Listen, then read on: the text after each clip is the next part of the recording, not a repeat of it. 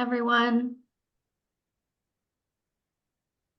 Hello, good morning. Thank you so much for joining us Monday, starting off your week with the Forbes Funds.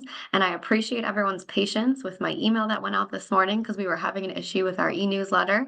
But I'm so glad that so many of you are able to join issue-free and able to get on the call. I'm really excited for the conversation we're going to have today with four folks from the University of Pittsburgh, specifically with the Engagement and Community Affairs team. I know this is a much anticipated call, given how many emails I got in response to my outreach this morning, making sure that the link was working. So as a reminder for any folks who are new to this conversation or this space that we host, these conversations take place weekly as a place to share resources and opportunities with community members, create a space to convene, build trust and connection and conversation between members of GPNP, but more broadly, all members of the Forbes Funds ecosystem. And the goal is to better understand short and long-term community needs during this time. We started during the pandemic since March of 2020. And since that time, we've had 5,115 meetings with 43,690 participants. So thank you to all of you who keep showing up in this space, asking questions, and continuing to be involved with the Forbes Funds. It's allowed us to stretch the perspectives we receive and the capacity building that we provide to different nonprofit organizations.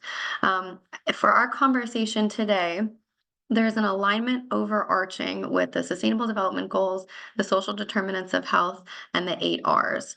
These calls for community solutions are part of a broader 24 months of learning hosted by the Forbes Funds, where we can provide response to topics that came up at the GPNP Summit last November, past summits or conversations that we've been invited into since that time. But more directly, we'll be hearing, as I shared, from the Office of Engagement and Community Affairs this morning. And you can see the brief mission on the screen. A description of the call shared by the team with us is that the ECA team will share more about its work, calls for partnership across its engaged campus, anchor initiatives, neighborhood commitments, and lifelong learning leadership. So all things that I know the folks on these calls weekly really care about. This is quite a impressive series of bios. So just to make sure that everyone, can really appreciate the expertise and experience that we're getting on the call this morning. I'm going to go through the bios very quickly. So Jamie Ducar, who also happens to be a GPNP advisory team member, began her career in higher education at the University of Pittsburgh in 2017 after a 10-year career as a human services practitioner and nonprofit consultant. As the assistant vice chancellor of the Engaged Campus, she enables Pitt to be an engaged campus and anchor institution by ensuring Pitt is a visible and responsive collaborator with its local communities. To accomplish this, she serves as the institution as the chair of the Community Engaged Scholarship Forum and also supports Place-Based Justice Network and We, the Social Fabric Project of the Aspen Institute. You can reach out to Jamie for all things Oakland, public service, volunteerism, capacity building, general partnership, or community engagement as a professional development opportunity.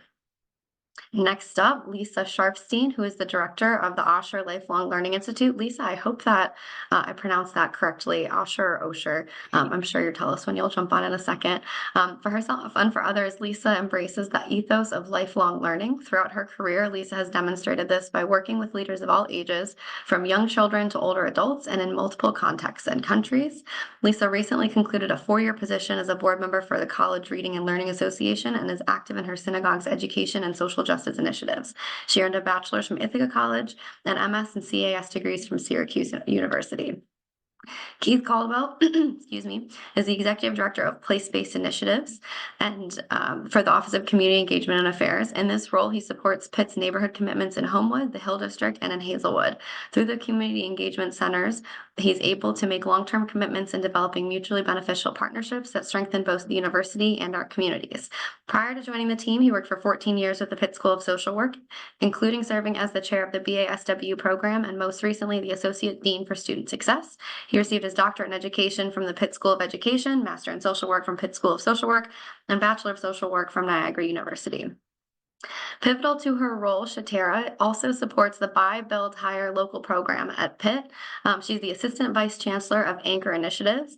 Pitt's commitment to hiring more of our neighbors, helping businesses grow, and awarding more construction, service, and purchasing contracts across the region.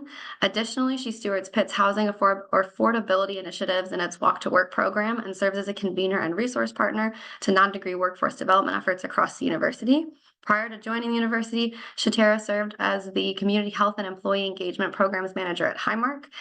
She also served previously as the Deputy Director for the City of Pittsburgh Department of Public Safety Division of Community Affairs, and created a whole division and initiative across 5 different departments while she was there. She also received a Master of Business Administration from the Katz Graduate School of Business, a Bachelor of Science in Business Management from the University of Pittsburgh at Bradford. So again, I wanted to share the extremely connected and impressive backgrounds that this group of individuals has. So thank you all for being on the call this morning. Jamie, I believe you are up first, so I'll turn it over to you to go ahead and get started with us.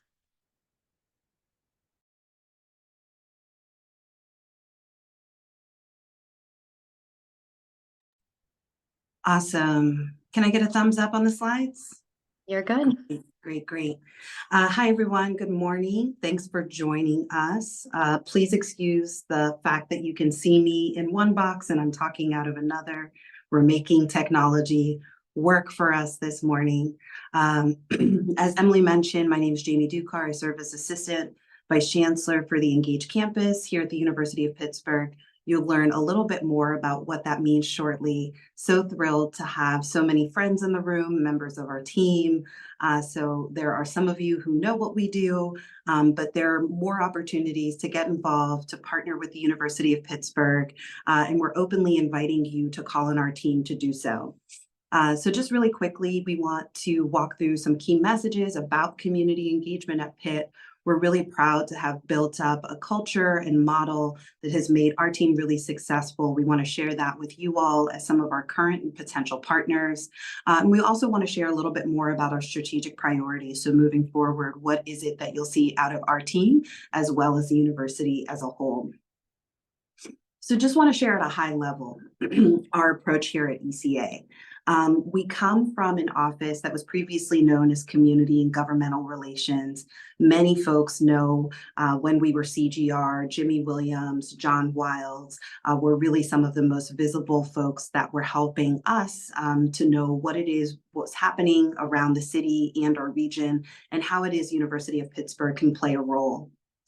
We've evolved a bit since we started off, and we have some nice messaging, which really just shares that we completely recognize that nothing can be done with a single organization, a single institution. And for us, progress means that progress belongs to everyone. So when we're looking to partner, we strive to be a partner of choice at the individual level, at the team level, for small nonprofits and organizations, all the way up to some of our large multi-regional cross-sector initiatives like the Greater Pittsburgh Nonprofit Partnership.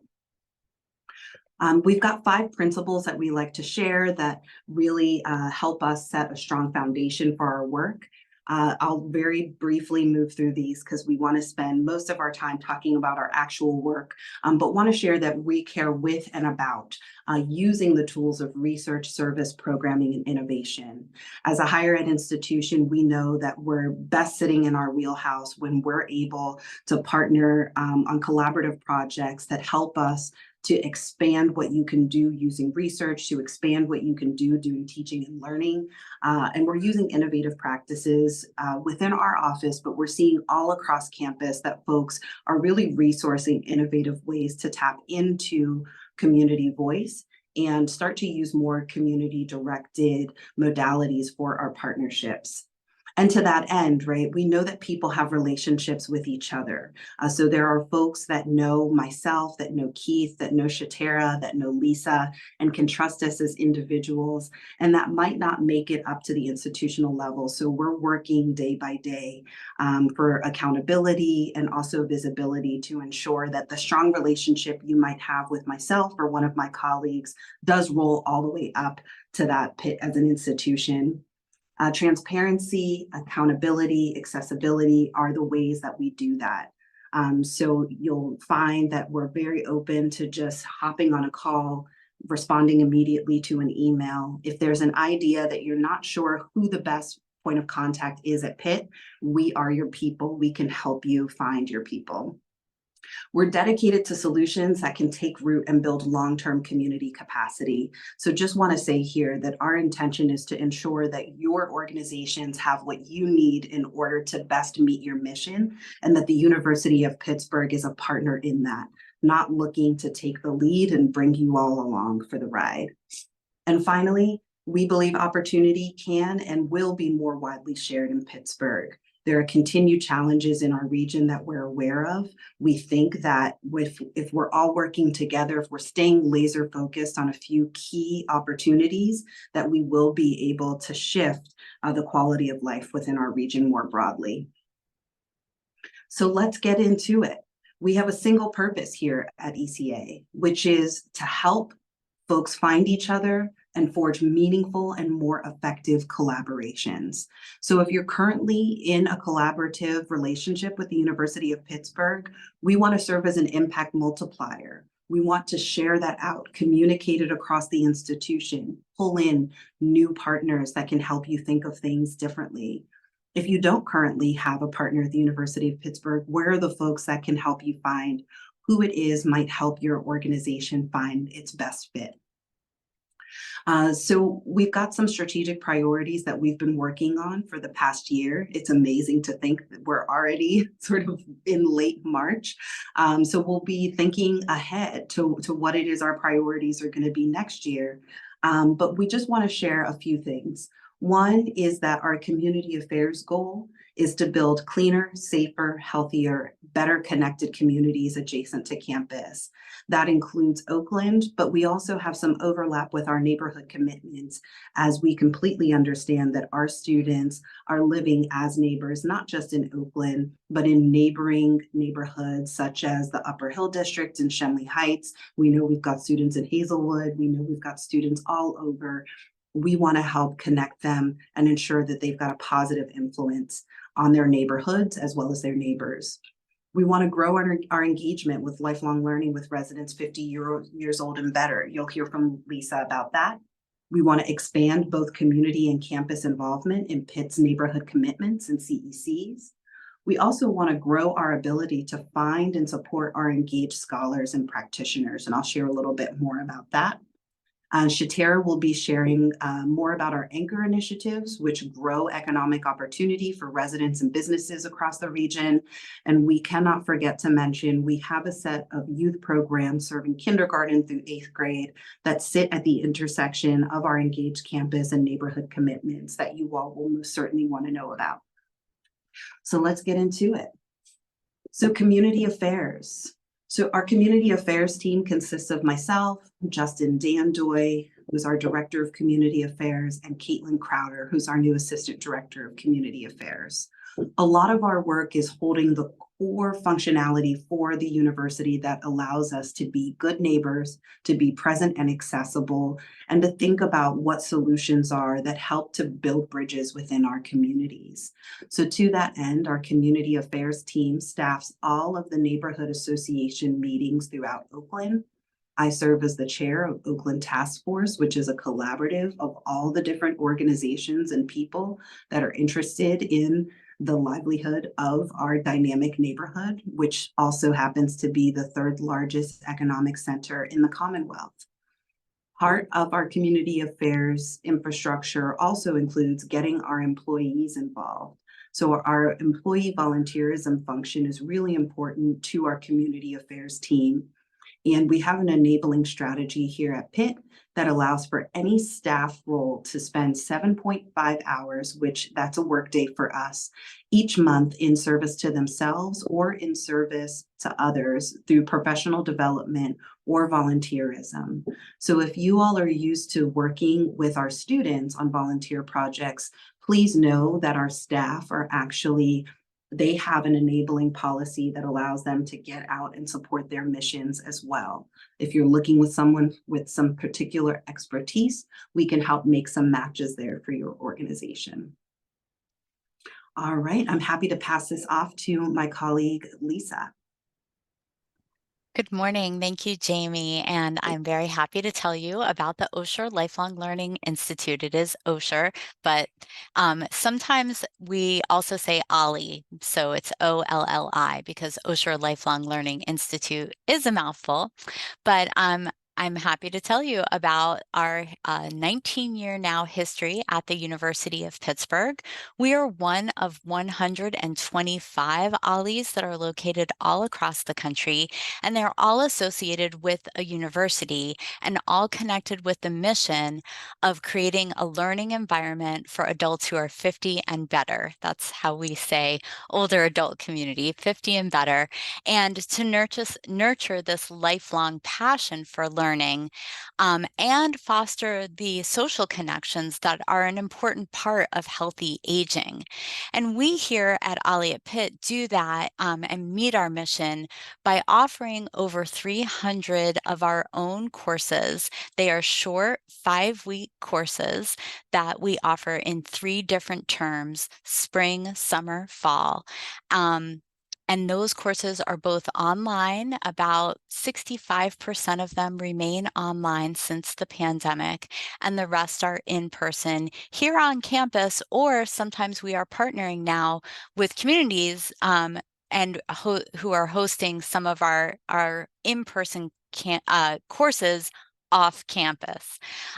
We also have events and lectures and local travel. We're bringing back some domestic travel, international travel, all with the purpose of engaging the older adult learner by fostering social connection and maintaining a commitment to creating this dedicated learning environment for the older adult. We also are a gateway to the University of Pittsburgh for our members. Benefits of being part of the University of Pittsburgh include the ability to audit 2 undergraduate university classes every semester, which many of our members do take advantage of. They like our short 5-week classes that have just their peers, but a lot of times they like that intergenerational learning. They like being in the classroom with undergraduates, or they just want the more in-depth exploration of a 16-week course. We also, by being part of the University of Pittsburgh, are able to extend to our members discounts for cultural events, so they can be part of the Pitt Arts Cheap Seats program and get discounted tickets to the ballet, to the opera, to the theater, and also just be a part of the university of community, to have access to the shuttles, to the library, to the Wi-Fi, to be able to attend the many, many lectures and events that are here on campus. So we are membership based. So for one annual cost of $250, everything that I just mentioned is all included. It's all in an all-inclusive membership fee. Members can also pay per term for $150, but we never want finances to be a barrier to any person who wants to join our organization. So we do have some very generous financial assistance available. And again, the purpose is to foster this really valuable engagement, both socially and intellectually, to have this environment. The members tell me stories that, they were really having a hard transition to retirement, and that our program saved them, that they lost their social network, they lost their daily structure, and our program is able to provide that for our older residents. They meet new friends, they stay active and engaged, and they really do add quite a bit to the university environment. I've had many examples of instructors or undergraduate students who say how much they love interacting with our OLLI members. So we're really, really pleased to be able to offer such a thriving program for adults who are not just here in Oakland, not just here in Pittsburgh, not just here in Allegheny County. We actually have members across, I believe now, 24 different states because of our online capacity. So although the majority of the people we serve are here in Allegheny County, we now do have reach wherever our members might go. We're able to help provide services for them. All right, I think I am now passing it to Keith Caldwell. Thanks, Lisa. You know, one thing you left out is that one of the great outcomes of this is that while folks may have earned degrees from other institutions, they're now really excited to be a part of the Pitt network, and many consider themselves as strong of a Pitt alumnus from those programs as anything else. So it's a really wonderful program. Well, thanks for allowing me to join you all today. And appreciate the generous introduction. I won't add anything other than that, but I'm excited to talk to you about our neighborhood commitments. We call them neighborhood commitments, but they're most visibly reflected by our community engagement centers. And I'll talk about that in just a moment. But the neighborhood commitment model was really part of a strategic transition the university made in 2015. Jamie spoke a little bit to some of that transition of our office over time. But at the time, through the vision of then Senior Vice Chancellor Kathy Humphrey, the leadership of then Chancellor Patrick Gallagher, came up with this idea around what happens if we coalesce as much of our community engagement effort as possible into a very localized neighborhood level experience, and really moved from collaboration to and coordination to deep commitment and partnership. And that was where the neighborhood commitment model was born. Our Vice Chancellor, Lena Distilio, was brought in to bring that vision to life. And as a result, we are now in 3 of Pittsburgh's neighborhoods: Homewood, the Hill District, and Hazelwood. These are spaces that we had an opportunity to be invited into the community and to really advance the kinds of partnerships that we could develop. One thing I'll always be clear on with folks is that the reason my title isn't ED of CECs only is that, you know, over time, we're looking to build this office's capacity, in my role in particular, to support community engaged work and neighborhood commitments further across the city, across the region. And as Jamie highlighted, the importance of connecting those capacity building, those partnership requests is not restricted to these 3 neighborhoods by any means. So we want to continue to develop that over time. But for right now, we're still a relatively young organization, with our first CEC in Homewood having been opened in 2017. We moved into a temporary space in the Hill District, the Blakey Building, where we're currently operating about 8,500 square feet there, and are really excited to move in as an anchor tenant into the new Granada Theater in the Hill District. I always like to emphasize with folks that one of our strategies from a real estate perspective is to rent and not buy. We like to be able to invest in existing community partners and organizations. And so as an anchor tenant, we're excited to be part of the reopening of the new Granada that's been closed since '68. And our emerging work in Hazelwood. We can go ahead to the next slide. I'll highlight a little bit more about our strategy in each of these areas. So one of the things that I also like to highlight is that our neighborhood commitments are grounded in alignment with community goals and community wisdom. So they look a little different in each neighborhood based on the priorities of the neighborhood. But there's guiding principles that are really important for us to reinforce every step of the way. One is a long-term commitment. I'd like to say in one way that long-term commitment goes backwards, right? That these are neighborhoods where we as an institution have had partnerships, collaborations for going back decades. And that's a long-term commitment and relationships that we're able to build upon, and gave us a deep network of collaborators that our job is to be able to stitch together great university community partnerships. We have a pretty lean staffing model for each of our neighborhood commitments, just 4 staff members. That really ensures that we focus on not building programs exclusively, but building partnerships that develop new programs and opportunities between university and community members. And part of what makes that possible is our community engagement center. The community engagement centers are vibrant spaces for collaboration and partnership. In Homewood, it's about a 20,000 square foot facility, again, one that we rent for a long term. But that space becomes active because we're able to develop partnerships with university members and community organizations, aligning university resources and opportunities with community goals and wisdom. While these 3 principles guide each of our community engagement centers, the work that happens in each of them is quite unique and aligned with community goals. So our emphasis in Homewood is around health, wellness, and education. And that gets brought to life in a couple of different ways, not least of which is that we have different departments at the university that have invested in having permanent space within the community engagement center. So for example, the School of Health and Rehab Sciences has the Wellness Pavilion. And that is a space that provides access for programming and service provision from across 30 different health-related disciplines: PT, OT, dietetics, nutrition, athletic training, and a whole host of others that are available, communication sciences and disorders. And they've just advanced through a long effort of partnership, a MOU to provide free services to referred individuals from Alma Illyri, the longstanding healthcare facility right there in Homewood. It's a really fantastic example of our model of, again, finding ways to invest and partner with existing organizations, never to be in a position where we're seeing or actually duplicating or displacing really core community partners. So we're excited for that to be able to advance.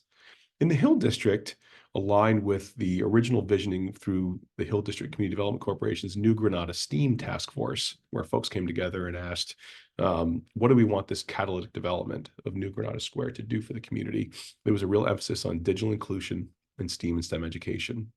Part of that is because the Hill District sits between two of the three largest economic engines in the Commonwealth, downtown Pittsburgh and Oakland. And a lot of that economic activity is driven by the digital economy. And a lot of residents of the Hill District have been left out of that experience. So we really emphasize through partnerships with our School of Engineering, with Pitt IT, with our School of Computing Information, an opportunity to build out partnerships and programs that advance STEAM education for young people as well as adults.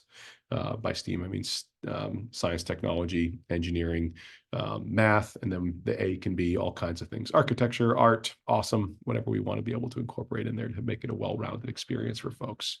And then in Hazelwood, we'll have a community engagement center there probably in 2026, 2027.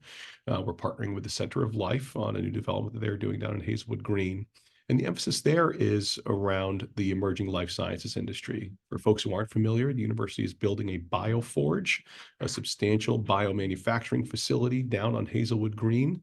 As opposed to forging iron and steel, they'll be forging small pieces of biological material that help advance gene and cell therapies. So it's a very exciting opportunity. And we really want to make sure that that emerging economy, industrial area benefits current Hazelwood residents, both from a standpoint of workforce, STEAM and STEM education, and inclusive community development. We've partnered with a lot of great folks on that. I see Dr. Danielle Davis on here. She's been a great partner in our workforce development efforts with this work. So we're excited to advance that as well. Our CECs, last but not least, have these points of emphasis, but find ways to partner with all 16 schools at the university, providing access to entrepreneurship development, workforce opportunities, and many others, not the least of which is our youth educational opportunities, the Gismondi Neighborhood Education Program. Through the generosity of a member of the Board of Trustees and a great visionary leader, John Gismondi, we've been able to take a series of programs like our STEAM Saturdays program in the Hill District, a tutoring program called Pitt and Rich in Homewood, and others, and build out a really exciting infrastructure under the leadership of Brandon Ballard to advance our ability to be great partners in youth educational programming in these communities and in others over time. So I've given you a lot of information. There's a lot more I'd be excited to share, but I want to make sure all of my colleagues have time as well. As a passover to my colleague Shatara Murphy, I'll note that our CECs have a full-time workforce development counselor who works in each of the neighborhoods to help ensure that folks have access to employment opportunities at the University of Pittsburgh, which is just one aspect of the exciting anchor work that Shatara does. So I'll pass it off to Shatara. Thank you, Keith. Before I get into, well, let me introduce myself. My name is Shatara Murphy. I am the Assistant Vice Chancellor of Anchor Initiatives for the University of Pittsburgh. Before I get into the university's specific anchor initiatives, I want to just take a quick step back and actually define what an anchor institution is. And so typically, an anchor institution is defined as a large organization that has a significant presence and a long-term commitment in a specific place, meaning that organization is highly unlikely to uproot and relocate. So with that permanent placing in a community, that institution plays a very critical role in the well-being of the community and the region. They often serve as one of the largest employers in the region, a major purchaser of goods and services, and a significant landowner. So therefore, the sustainability of that institution is closely tied to the economic well-being to that region. And so at Pitt, we understand that. And so therefore, we are owning our position as an anchored institution in this region because we are aware that we do play a role in the health of the region. And so we define our anchor initiatives as, Jamie, if you want to advance it, thank you. We define our anchor initiatives as a community-centered, place-based suite of strategies that we use to help advance the economic and social progress of this region. So we do that in three ways. The first is through our Buy, Build, Hire local program. Historically, the workforce of an anchor institution does not reflect the local demographic of the community where it sits. So in an effort to increase local hiring, we can enhance the economic opportunities for residents in communities around the University of Pittsburgh. We also understand that we spend a substantial amount on goods and services. And historically and in the past, most of these purchases were from non-local vendors.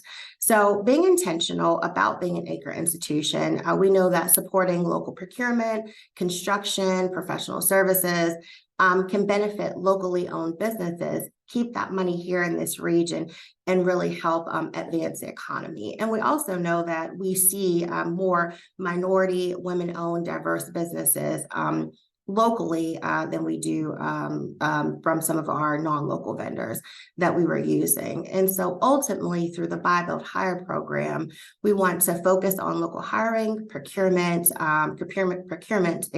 efforts to make sure that we are leveraging the economic power that we have to address local inequity and contribute positively to this region.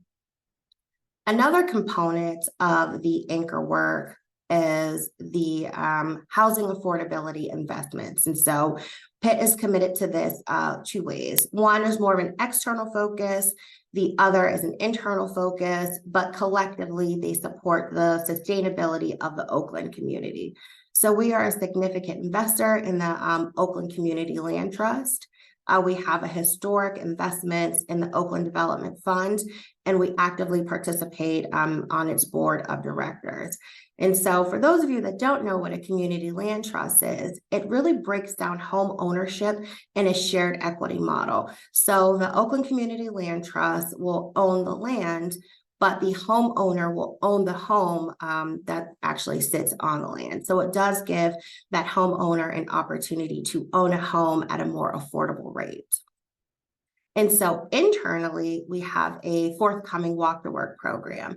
And so that provides eligible employees within the university an opportunity to receive incentives for living and investing in homes in Oakland neighborhoods. And so this is specifically attractive for our employees who fall below that 80% of the area median income. So it could be rental assistance, it could be help with down payment for a home.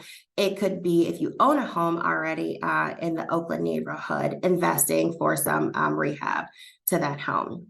And so the third component of our anchor work is convening of our workforce development efforts. And so, as I stated, we are one of the largest employers in the region, but we're also a developer of talent. And so we have a wide range of programs and opportunities that are specifically targeted to those who don't have a degree. A lot of the times people say, you know, I don't have a degree, I can't teach, I don't see where I fit at the University of Pittsburgh. Well, through our workforce development efforts, we are still providing pathways and pipelines to career opportunities to those who do not have a degree. And lastly, I will talk about our strategic priorities. So one, we want to make sure that we're increasing awareness for Pitt's anchor initiatives. The university and its leadership is very committed to the role that we play to the economic advancement of this region. So much so they hired me to come and do this work on behalf of the university. So that is one area in which we can see that the university is really committed to these anchor initiatives. We also hired 191 full-time staff employees from Oakland, Homewood, Hill District, in Greater Hazelwood area. So you just previously heard from Keith, who mentioned where our community commitments are, and they are in those 4 areas. And so our hiring efforts are hyper-local, and they align with the locations of our CECs. We also were featured in Penn's Institute for Urban Research. This is a huge accomplishment for the university. We were one of 7, I believe, universities that were featured in this publication. And so as I talked about our buy, build, hire local efforts, one of those things was making sure that we're awarding more procurement and purchasing contracts locally. So last year, we're happy to say that 161 million of our direct spend and non-construction spend were from suppliers and vendors here in the city of Pittsburgh. And also keeping things local, 24% of our construction spend was fulfilled by minority and women-owned construction businesses in this area too. And anybody who knows about construction numbers, meeting goals and metrics, 24% is something to be really proud about. And again, we want to make sure that we're just spreading awareness to our commitment to the work that we're doing here in this region. And the last thing I want to highlight, excuse me, is 3 new job training programs and apprenticeship programs that we were able to launch. The first is a dental assistant program. I really like this program. It creates a pathway to pipeline to get more dentists in this region. We are coming up on a shortage of dentists. I'm not sure if any of you are following that trend, but we're aware of that. And so through this dental assistance program, we're giving people the opportunity to go through a program. We make sure that the employer sponsors all of the materials that are needed, textbooks, laptops, all of that is sponsored. There is no cost to the participant in the program. And when they're done, they receive their certificate to be a dental assistant. And then staying connected to the university, if they want to take that job, that career to the next level, we also have some incentives for them to do that as well. And I want to let you all know that I believe the next cohort starts July the 8th. So this is a rolling application. So we will continue to take applications until the program is full. Another program that we're really excited about is our Operating Engineers Apprentice program. And so you come on with us to go through the apprentice program. We make sure that you are paid a full salary and benefits from day one. We sponsor you to be in the union. So those dues are paid by us. Those costs are not put on the participants in the program. And then we have a partnership with the Strickland Research Training Program. Some of you may know it as a START program. And what it does is it trains people through a custom workforce development program. And it gives you experience needed to become an entry-level clinical research assistant, which there's also a shortage of clinical research assistants, not just in this region, but nationwide. And so again, these are just a few examples of how we're showing our commitment to be an anchor institution in this region. And we are taking this work of advancing the social and economic progress of Southwestern Pennsylvania very serious. So thank you. Thanks, Shatara. So I am batting cleanup here and just want to share, we understand we've given you a ton of information. This isn't even all that our team does, right? We do more. So there's a large body of internal facing work. I want to shout out Jamel Price, who's our new Associate Director for Learning and Development. Together, we are working with our faculty, with our researchers to have them better understand how to be both effective and ethical collaborators when it comes to thinking about community partnerships. We're working with our offices of planning, design, and construction, as well as the Office of Real Estate, to have them better understand the lived experiences of our neighbors and how it is the University of Pittsburgh needs to show up as an authentic partner. We're thinking about ways that we can continue to grow our employee reach throughout the region through volunteerism projects. So again, if you have projects that you need and aren't looking for a student audience, you can reach out to myself or Justin Dandoy. We've got some information here on the screen for you. So if you go to our website at community.pitt.edu, you'll be able to find lots of information. If you go to About Us, you'll find the 4 of us that were on this call today, as well as our team members. But if you click around, you'll start to get a little bit more of a more well-rounded view on how it is you can have an opportunity to partner with the University of Pittsburgh. So I'm hoping we have a bit more time for questions. I see the chat, folks are putting their contact information. Thank you so much. But Emily, I'm going to turn it to you for Q&A or whatever's next. Yeah, absolutely. Thank you so much for sharing all this detailed information this morning. So I have the first question I have is from Mary Kate, specifically for Lisa. And for Ollie, how do you advertise and promote the program to increase the use within or across multiple types of communities? And that is a great question. We're always looking to expand our footprint and serve communities that we're not currently serving. We often say we don't want to be the best kept secret at the University of Pittsburgh, and sometimes it feels like we are. But we are working actively to change that, to make sure that all adults who are 50 and better do know about our programs and what we have to offer, and to know that just like other aspects of ECA work, there's no degrees required. You don't have to have had any kind of experience with higher education to be a part of the Ollie at Pitt program.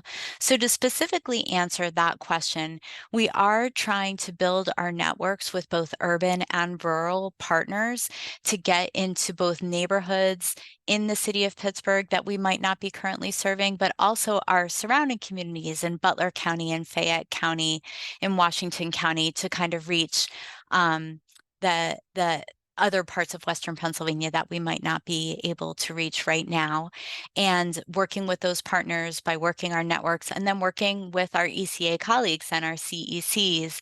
And hopefully this fall, we're actually going to be having, I mentioned in-person classes that aren't here on campus. We hope to have 2 classes this fall in our Homewood CEC. So by working more intentionally with our own team, we hope to continue to bolster outreach and to meet community needs and make sure that everyone knows about us. Thank you so much, Lisa. I appreciate the engagement in the chat as well. It seems like the 4 of you are, first of all, being so responsive, with which I appreciate, and getting back to folks and thumbs upping everything. I think as a best practice for speakers, I just really appreciate the energy that you 4 are bringing this morning. As a follow-up question, and in addition to all the folks excited to learn more, specific around the community workforce training programs, could you speak a little bit more about the activities? Can folks be in place based on specific skill training with employers in place, or are there kind of some more general lessons or opportunities that can be shared virtually, depending on what you're hearing from employers in the region?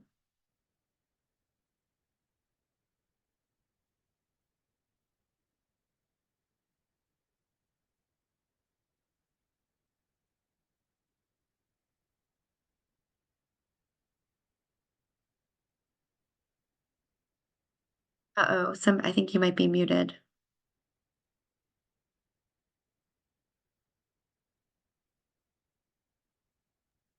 I'm sorry, Emily, can you give me just a quick blurb? I was messing around trying to fix my Fine. technology while you were talking. No, you're good. I was gonna say we've been battling it this morning. And, for the workforce conversation, or part of the presentation around like alignment of skills, are there in-place opportunities, like in person, with employers, with the university as a conduit, or are there, or is it more so like information being shared on behalf of like trends that you're seeing throughout the region? So it's a little bit of both. I would allow Shatara to share a little bit more, but I'll give just a couple examples of programs that we have in place where people can plug right in. So one is we're a partner in the Innovation District Skills Alliance program, which is managed by Jewish Family and Children's Services. The University of Pittsburgh was the first partner to step to the table and provide a paid vet tech training program that now has onboarded folks into full-time benefits roles here at the University of Pittsburgh. Our newest cohort is going to be moving folks in as security officers with the opportunity to become a police officer if they're interested in that. So we're working with Pittsburgh Innovation District as well as JFCS on that.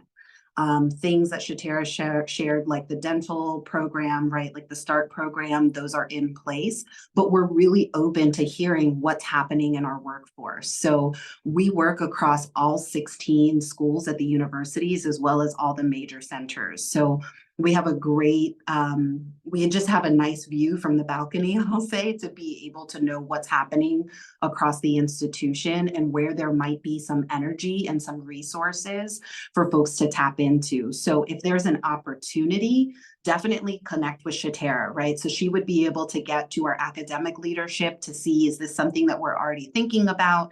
Is this something that's new? But we're a great place to start. I'll jump in and add, thank you, Jamie, for that. And as she stated, yes, if you have an idea, of a program, you just have general inquiries, you can reach out to me. We do convene a quarterly workforce development meeting with our academic leaders across the campus. So if we can't find something to plug you in at the institution, we've also been good at aligning folks with other community partners that might be doing similar work to go after joint funding. Thank you so much. Oh, go ahead, Keith. I saw you come off mute. I would just add that we'll be excited to share out findings from a workforce ladder study for the life sciences that we've been working on with a couple partners as part of our Hazelwood work. We're looking to help ensure that there's a whole array of not only lower barrier to entry positions, but also a ladder towards growth within that life sciences industry, both in the short term and the long term. It's anticipated with the BioForge development that's going to unlock a whole host of other industries across the city and the region. So that'll be something that we'll be looking to be proactive on with both our coalition folks from Hazelwood as well as broadly speaking. Thank you. That's really helpful. And I'm happy to send out the results of that report as a follow-up once our e-newsletter is behaving again, but also directly to folks if necessary. Lisa Rawlings had a question or two. One, what is the impetus for the university moving from the earlier model that you mentioned to now the neighborhood commitment model? And I'll pause there because I think that's a really important question for folks on the call. Repeat that one more time for me, Emily. Just want to make sure I got it right. What was some of the impetus for the University of Pittsburgh moving from the previous model of engagement to what you describe as the neighborhood commitment model? Yeah, I'll jump in first, and then Jamie, feel free to add in. One of the best compliments I've received in this work was from a nonprofit leader in Homewood who said, Keith, before you guys had this community engagement center, I thought there were 5 million professors at the University of Pittsburgh, because I would get somebody email me this day for a guest lecture, this day for an internship, this day for a grant partnership, and so on and so forth. And while these resources are exciting, it can be hard to hold up the weight of all these opportunities, especially in the grassroots organizations. We wanted to make sure that we provided a level of coordination and partnership that best positioned these partnerships to be successful for both university and community. Right, that's the first part I would share, and it was a really important compliment and something that we look forward to continuing to grow. Because what we hear now is that things come in a very effective way, and if they're not sure about something, they know who to call, right, within our staff, within our community engagement center team for questions, things of that sort. The other aspect of it is that we believe that community engagement makes for a stronger university, that when it's anchored within our ability to teach and conduct high quality and ethical research in partnership with, that it makes for a stronger university, both in access to partnership opportunities, in the quality of educational opportunities that our students receive, But we also, of course, think that it makes for stronger communities as well, that the ability to combine these resources and community goals allows for greater access for organizations for partnership, allows for residents to have greater access to lifelong learning opportunities, both with our OLLI friends and others. And of greatest importance, I think, is that the neighborhood has a stronger say in how the university shows up. We acknowledge past harms and really work to address them. One of the ways we do that is through a neighborhood advisory council that allows us to bring forth very clearly projects and proposals for both sanctioning at the neighborhood level as well as co-creation. I always tell our faculty when they come up with a partial idea, it's amazing what a savvy group can bring to that at the community level and really flesh out some exciting new partnership opportunities. So each of those items, in my opinion, are really the impetus for this transition and change. Jamie, anything you'd add to that?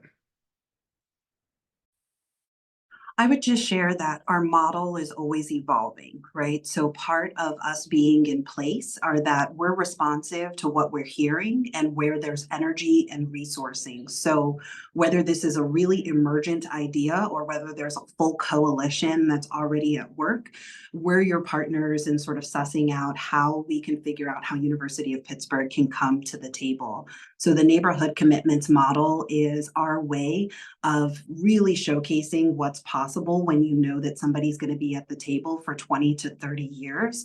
But our team is really, really committed to an adaptive model, which means that if you hear this presentation from us in 3 years, it's going to be different than today, which is a positive. So we're here to think flexibly alongside of you all, and the neighborhood commitment allows us to really, really just show that this is not a fly-by-night investment, right? We're talking millions of dollars. We're talking dedicated folks that are thought partners at the table. So just wanted to offer that as well. Thank you so much to both of you. And I have one more question. And I promise this is not an audience plan, even though it's going to align with some of our policy update this morning. But specifically for Lisa, how do you deal with the digital equity divide when providing the remote opportunities to increase accessibility? That is a very good question. We did participate in the Digital Equity Coalition, and we had many of our current members give input on digital equity issues and that divide. We hope, I mentioned at the top of the call that we're going to be moving, and our new space will be larger and it will have more opportunities for our members who do come into campus to utilize computer equipment in our office, so that if they do want to take online classes, they will be able to do so in our location. We do have many actual courses on basic digital skills, how to utilize, but of course, if people don't have the hardware to engage in that, then that becomes another barrier. So we have addressed these issues to some extent. We certainly have work to do in this area, because just like we don't want finances to be a barrier to anybody joining our program, we don't want digital access to be a barrier either. I will say there is a small portion of our population that just rejects all things digital and is very eager to come to our office, fill out a paper application, pay with a check, and go to their in-person classes. And that is fine. We have those possibilities available if people are actively choosing not to engage because they prefer the in-person experience. But we do have work to do to make sure that any kind of equity issues are adequately addressed. Thank you so much, Lisa, and thank you to Lisa Rawlings for the question. I appreciate the 4 of you joining us this morning. I do have to dedicate the last 5 minutes of the call to the policy update, which we do weekly towards the end of these discussions.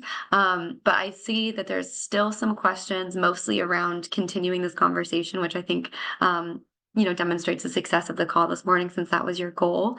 Would you mind, if you haven't already, and there are a lot of messages to scan through, just adding your emails directly to the chat so folks can see those right at the bottom in case they'd like to reach out. And Jamie, do you have any closing remarks for the group this morning?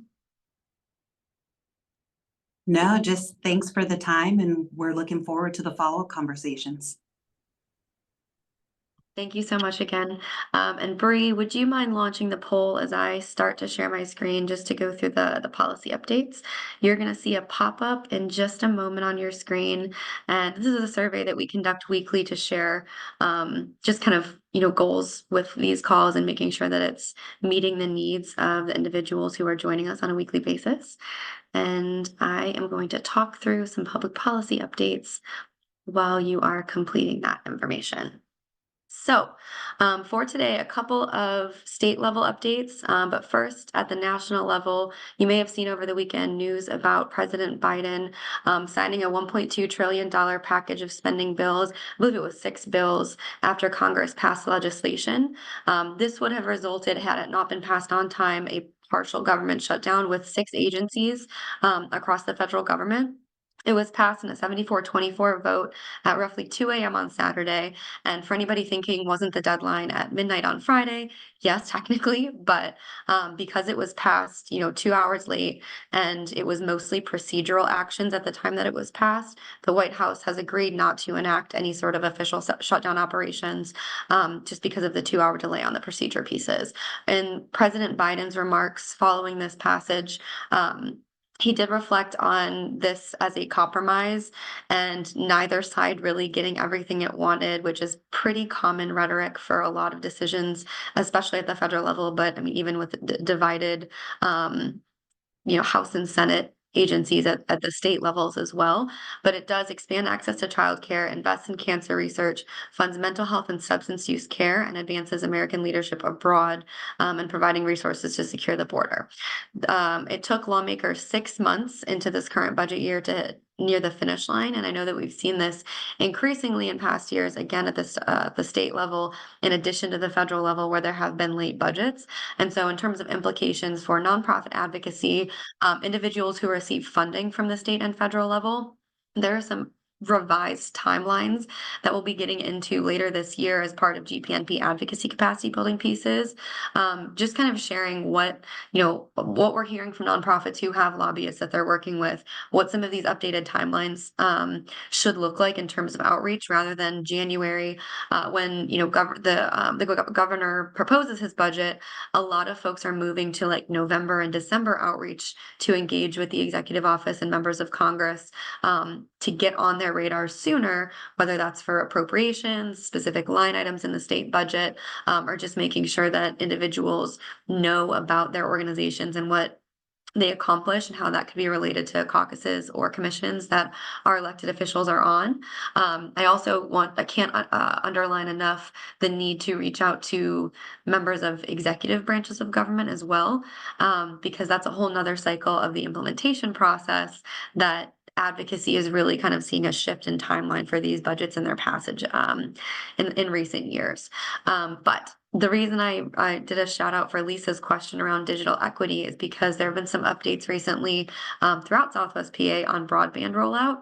Most recently, there was an announcement in Beaver County, but really across Pennsylvania, there's a lot of county-based officials, largely different commissioners, focusing on getting internet service to every resident since 2020 using ARPA funds. And so some statistics as part of this conversation: over 204 new sites have access to broadband, and more than 1,800 will be able to log on by the end of 2026, which is a huge expansion over the course of 2 years.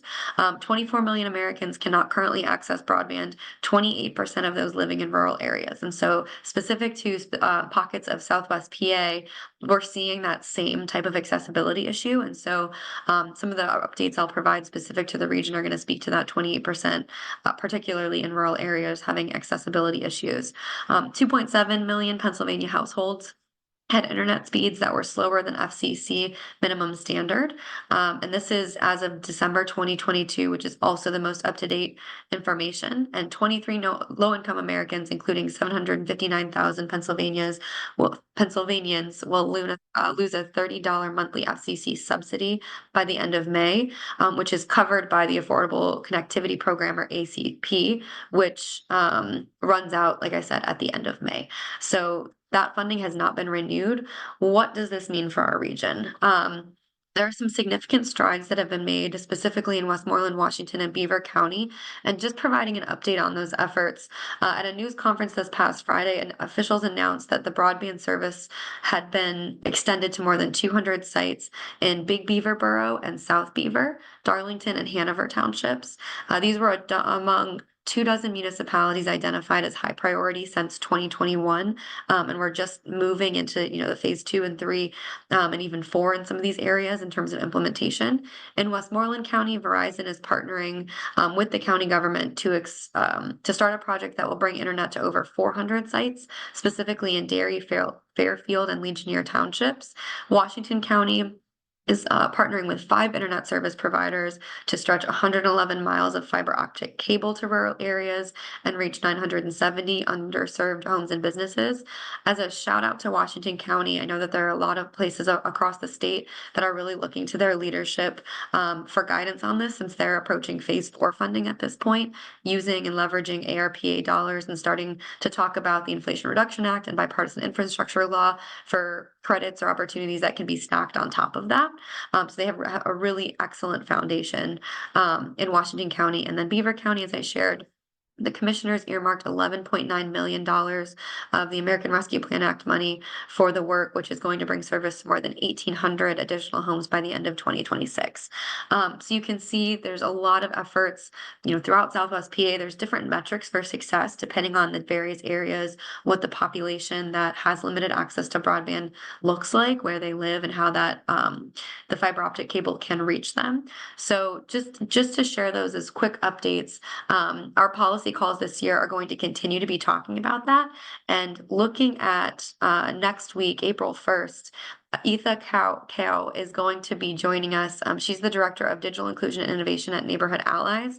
We had a conversation a few weeks ago as part of a larger collaborative discussion about digital equity, and just making sure that nonprofits and partners are able to be aware of and learn about opportunities that Neighborhood Allies has, as well as some other partners who are invited to the call. That will be the purpose of our discussion next Monday. So I hope to see you then. Thank you so much for the folks who were able to stay on this morning. We appreciate your poll responses.